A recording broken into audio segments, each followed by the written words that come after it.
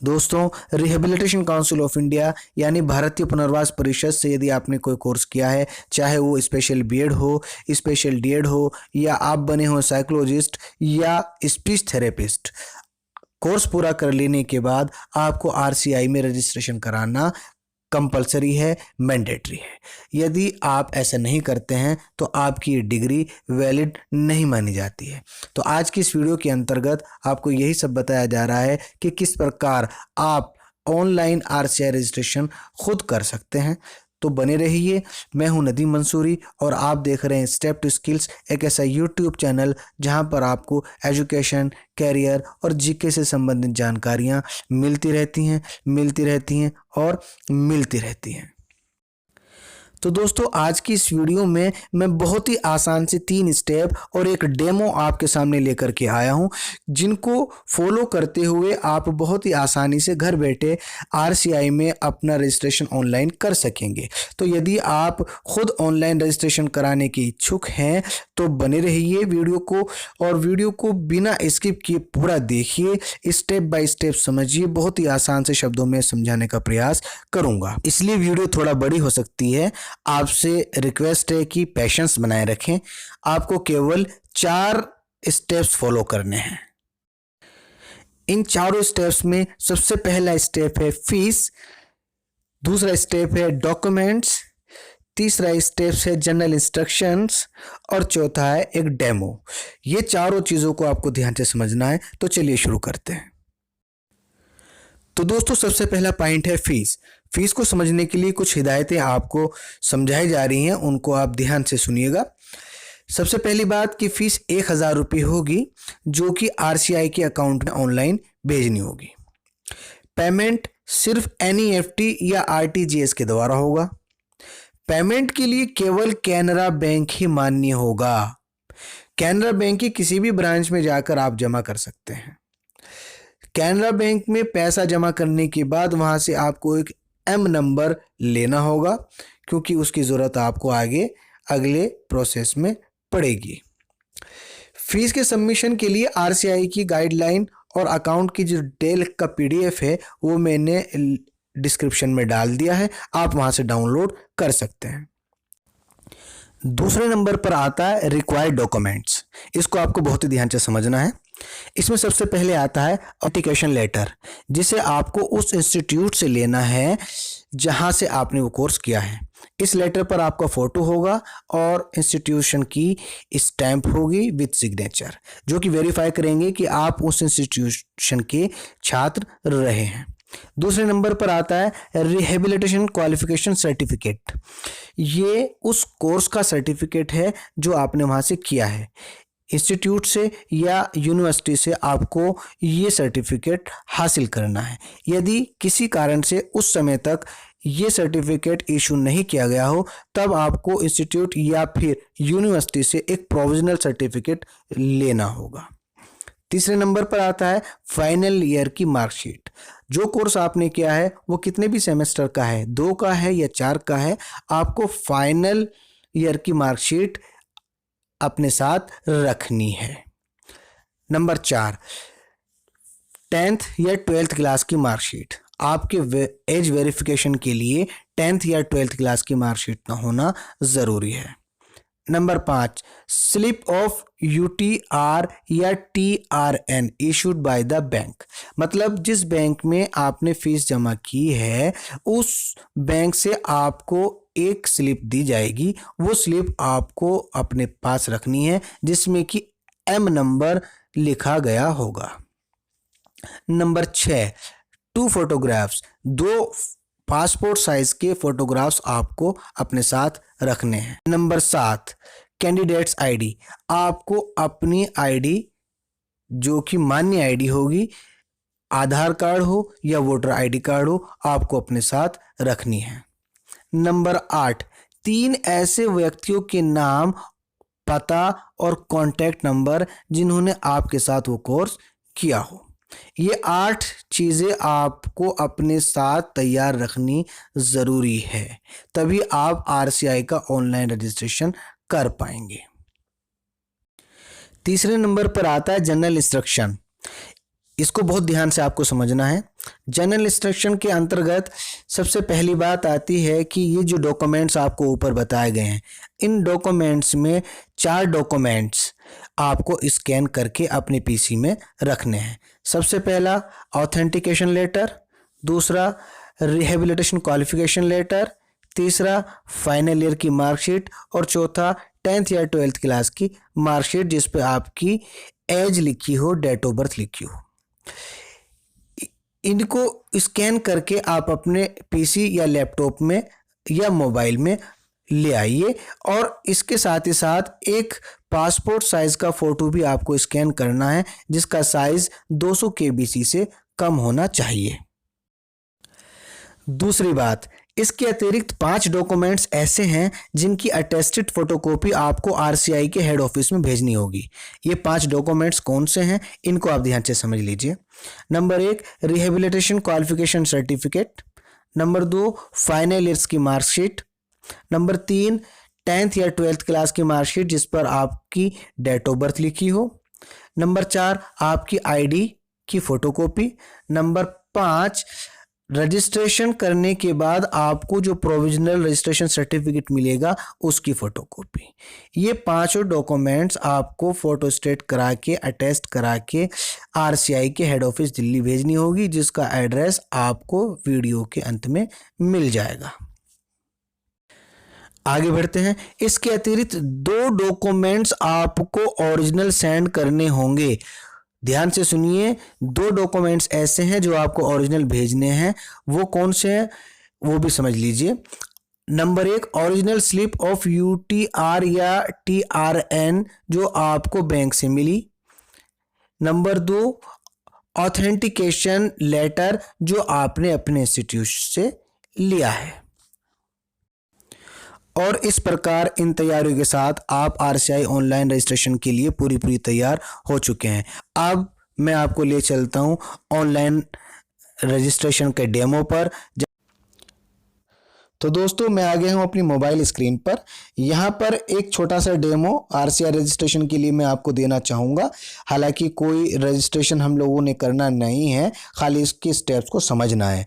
तो चलिए शुरू करते हैं और मोबाइल में मौजूद हम अपने क्रोम ब्राउज़र को ओपन कर लेते हैं। क्रोम ब्राउज़र ओपन हो गया है, उसके नीचे गूगल को हम ओपन कर लेते हैं। गूगल भी हमारा ओपन हो गया है।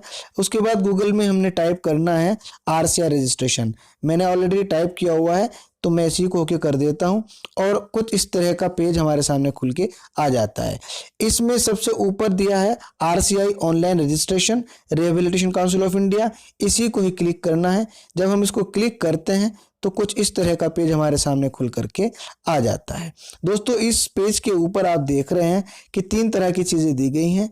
एक तो ये है please note that payment should be made through NEFT only, दूसरा है general instruction for online registration और तीसरा है ऑथेंटिकेशन लेटर।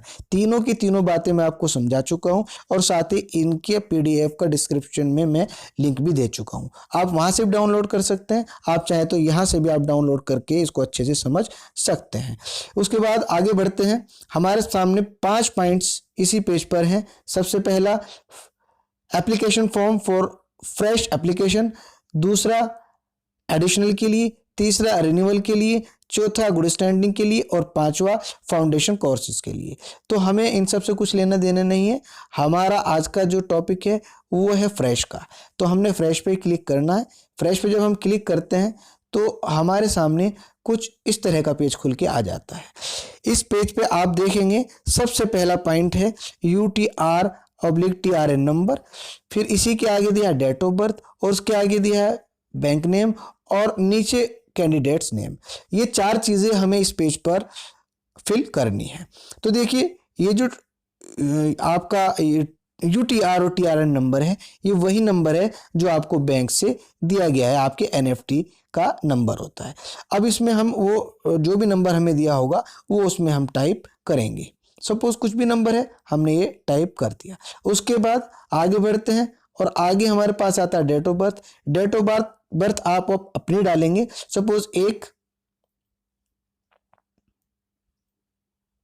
जनवरी है सपोज, और आप उसमें डायल करेंगे, आप इसमें टाइप करेंगे 1980, 1 जनवरी 1980 आपने अपनी डेट ऑफ बर्थ डाल दी है और बैंक में आप वही कैनरा बैंक टाइप करेंगे, सॉरी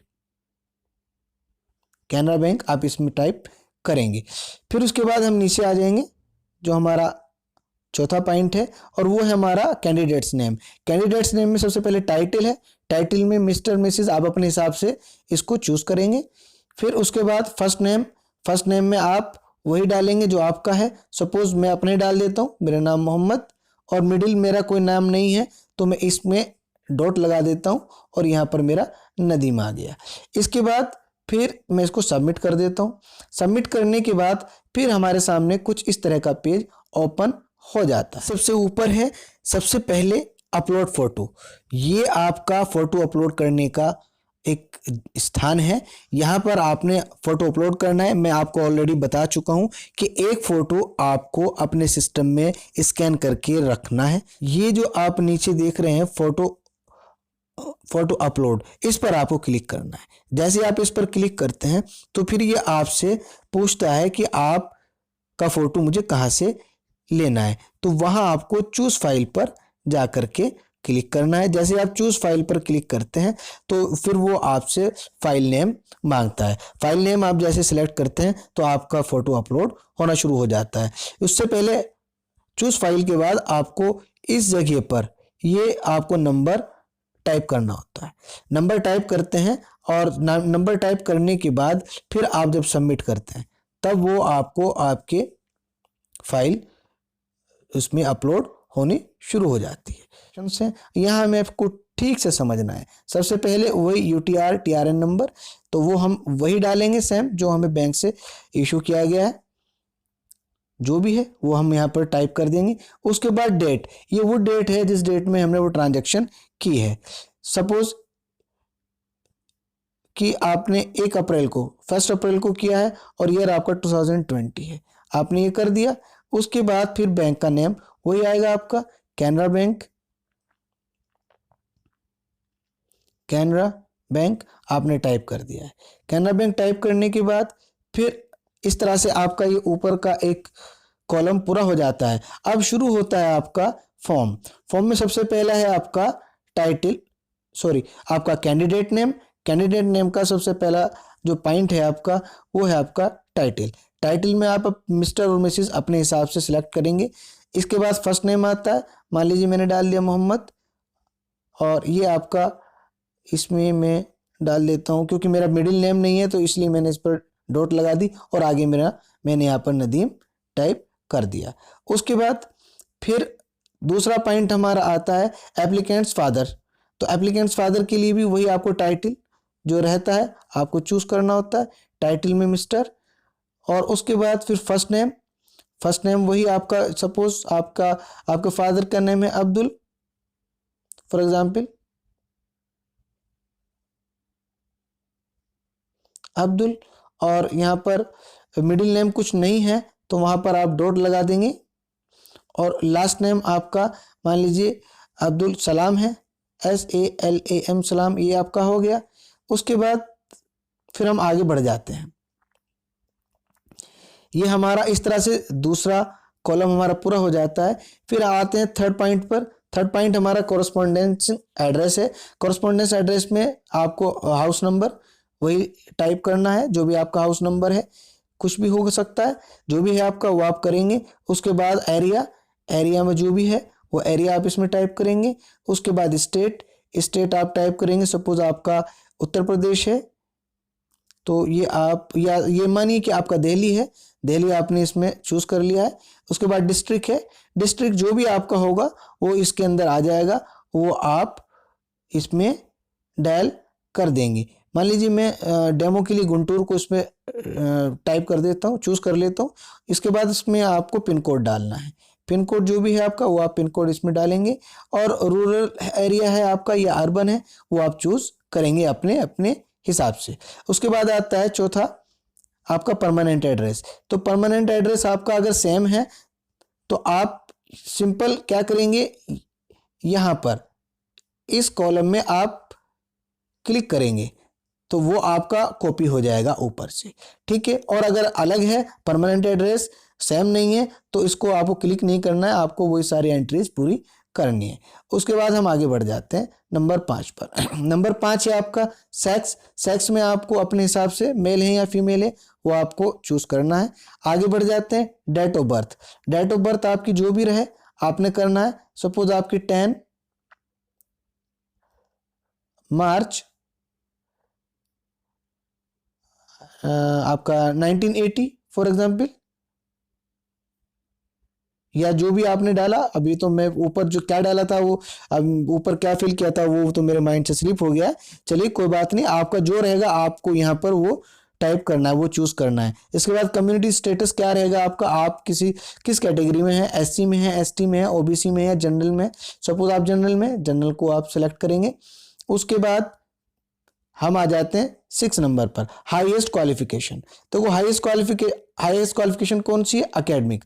हाईएस्ट एकेडमिक क्वालिफिकेशन है, तो आपको इसको एकेडमिक में इसमें जाना है। आप ग्रेजुएट हैं, पोस्ट ग्रेजुएट हैं, एमएड हैं, एमफिल हैं, जो भी आप हैं। सपोज आप ग्रेजुएट हैं, आप ग्रेजुएट को सिलेक्ट करेंगे।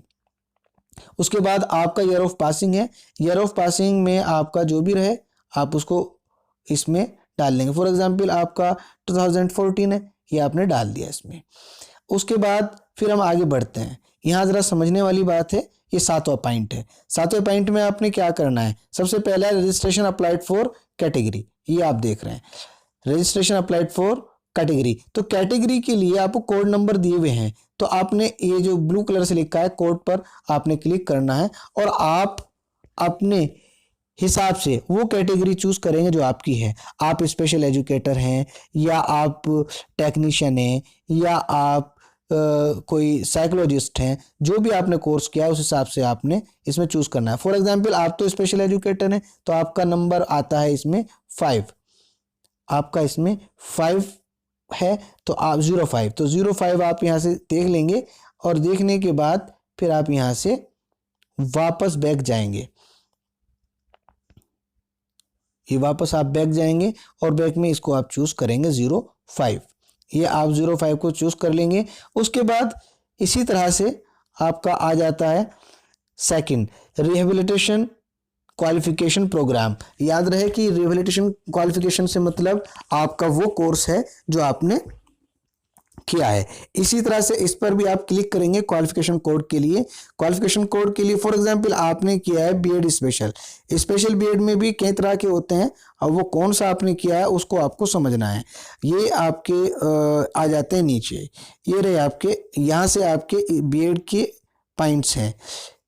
ये है BEd hearing impairment, BEd impairment special है, और विजुअल इम्पेयरमेंट है, और BEd special education and rehabilitation है, और इसके अलावा एक और है BEd special education mental retardation. आपका जो भी है आपको वो सब देखना है। फॉर एग्जांपल आपका है हियरिंग इम्पेयरमेंट, तो इम्पेयरमेंट का हियरिंग का है 0513, तो आप वापस आएंगे 0513 को आप इसमें चूज करेंगे 0513।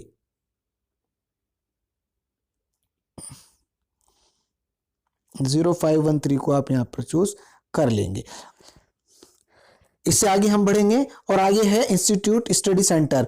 तो सेम वही प्रोसेस आपको अपनाना है। सेंटर पे आप क्लिक करेंगे तो आपको वही कोर्स बहुत सारे दिखाई देंगे, इनमें से आपको अपना वाला कोड चूज करना है। फॉर एग्जांपल मान लीजिए कि आपका ये है ये वाला आपका हैदराबाद सिकंदराबाद का है, Helen Keller's institute of research and rehabilitation for the disabled children Secunderabad. इसका कोड है AP012। तो आप वापस जाएंगे, वापस जाके नीचे से AP012 को आप सेलेक्ट कर लेंगे। फिर उसके बाद ईयर ऑफ पासिंग, सपोज आपने कब पास किया, आपने इसको पास किया 2019 में, सेलेक्ट कर लेंगे। लैंग्वेज आपकी क्या रही है, हिंदी रही है, इंग्लिश रही है, हिंदी या इंग्लिश दोनों रही है, जो भी रही है। फॉर एग्जांपल आपकी इंग्लिश रही है, आप इंग्लिश इसमें सेलेक्ट कर लेंगे। इंग्लिश सेलेक्ट करने के बाद और हम इसी तरह से अब आगे बढ़ जाते हैं। अगला वाला हमारा पॉइंट है .8 working in the field of rehabilitation for the disabled since year. यानी अगर आपने रिहेबिलिटेशन के फील्ड में कोई आपने वर्क किया है तो किस साल से आपने किया है वो आपको ईयर यहाँ पर डालना है। वो ईयर आप डाल देंगे। फॉर एग्जांपल आपने जो भी किया है, आपने किया है 1999 में किया है, या सॉरी इतना लंबा नहीं, 2015 में किया है, 2012 में किया है, तो आप यहाँ पर ये टाइप कर देंगे। उसके बाद आता है कि आपने कितने साल किया है। पॉइंट नंबर 9 पर है total number of year of experience in the field of rehabilitation for the disabled. जितने भी साल आपने किया है वो आप यहाँ पर टाइप कर देंगे। ये सपोज आपने किया है 7 ईयर्स, तो 7 ईयर्स आप 7 नहीं, आप 5 ईयर्स किया आपने, तो 5 ईयर्स आप यहाँ पे टाइप कर देंगे। उसके बाद हमारा आता है नंबर 10। नंबर 10 में क्या है कि आपको एक्सपीरियंस और लेटेस्ट यानी करंट, अगर आप वर्किंग हैं तो आपको उसकी डिटेल यहाँ पे देनी है। तो करंट वर्किंग में सपोज आप कहीं पर भी हैं, आप वहाँ पे सबसे पहले आप डालेंगे इंस्टीट्यूट नेम। इंस्टीट्यूट नेम क्या है आपका, जो भी आपका इंस्टीट्यूट नेम है, जिस इंस्टीट्यूट में आप, जिस ऑर्गेनाइजेशन में आप काम कर रहे हैं, name and address of the organisation. Suppose कोई भी है वो ऑर्गेनाइजेशन आप यहाँ पे टाइप कर देंगे। उसके बाद कब से हैं आप अगर यहाँ पर है, फॉर एग्जांपल आप मान लीजिए कि आप यहाँ पर 2005 से हैं, तो आप 2005 से यहाँ डाल देंगे और करंटली वर्किंग आप यहाँ कर रहे हैं। फिर आप किस पोस्ट पर हैं वो पोस्ट आप यहाँ टाइप करेंगे। उसके बाद नेक्स्ट आता है सैलरी, आपको सैलरी कितनी लगभग वहां पर मिल रही थी, तो वो आप यहाँ पर ये टाइप कर देंगे। उसके बाद ये भी हमारा पॉइंट पूरा हो जाता है। अब आते हैं 11 पर। 11 है आपका ईमेल आईडी। आपको यहाँ पर अपनी ईमेल आईडी टाइप करनी है। जो भी आपकी ईमेल आईडी है वो आपको यहाँ पर टाइप करनी है, और gmail.com फॉर एग्जाम्पल ये आप यहाँ पे टाइप करेंगे, और यहाँ पर आपको अपना कॉन्टैक्ट नंबर देना है। कोई भी कॉन्टैक्ट नंबर आपका है वो आप यहाँ पर दे देंगे। उसके बाद फिर आपको आपके नेक्स्ट पॉइंट आता है 12वां, रेफरेंस ऑफ 3 पर्सन। देखो ये बात मैं आपको पहले बता चुका हूं आपके डॉक्यूमेंट्स में कि आपको 3 बंदों के यहाँ पर रेफरेंस देने हैं, और ये वही होंगे जो आपके साथ जिन्होंने कार्य किया है या आपके साथ कोर्स किया है। उनका नाम, उनका एड्रेस यहाँ आप टाइप करेंगे और उनका कॉन्टेक्ट डिटेल यहाँ पे टाइप करेंगे। तीनों का ऐसे ही अलग अलग आप करेंगे। ये मैंने कर दिया है। अच्छा है कि आप पहले उनसे परमिशन ले लें। हालांकि इतनी बड़ी कोई बात नहीं है, कोई भी होगा बड़े आराम से उसको बोल देगा, क्योंकि सबको जरूरत होगी। जो भी आपके साथ पढ़ रहे हैं, आपको भी रजिस्ट्रेशन की जरूरत है, उनको भी होगी। आप उनका रेफरेंस देंगे, वो आपका रेफरेंस देंगे। इस तरह से ये आपका 12वां नंबर भी पूरा हो जाता है। अब आता है आपका आगे अटैचमेंट। ये आपके वो डॉक्यूमेंट्स हैं जो कि आपको यहाँ पर अपलोड करने हैं, उनकी स्कैन कॉपी। उसमें वही सब है जो आपको बताया गया था। ये आपका ऑथेंटिकेशन लेटर है, उसके बाद 10th-12th क्लास की मार्कशीट, फिर फाइनल रिहेबिलिटेशन क्वालिफिकेशन मार्कशीट, और फिर ये आपका हो जाता है rehabilitation qualification certificate. I think मैं समझता हूँ ये सब समझाने की जरूरत नहीं, क्योंकि मैं इसको ऑलरेडी बता चुका हूँ। उसके बाद आपकी आती है डिक्लेरेशन। डिक्लेरेशन में आप जाएंगे, जैसे ही आप डिक्लेरेशन में क्लिक करेंगे तो वैसे ही आपका, जैसे ही आप डिक्लेरेशन में क्लिक करेंगे ऑटोमेटिकली आपका नेम वहां पर आ जाएगा। नहीं आता है तो आप उसको टाइप कर सकते हैं। फिर उसके बाद आता है आपका टर्म्स एंड कंडीशन को एक्सेप्ट करना। फिर यहाँ पर आप क्लिक करेंगे, टर्म्स एंड कंडीशन एक्सेप्ट होगी। उसके बाद फाइनली आपका आता है सबमिशन।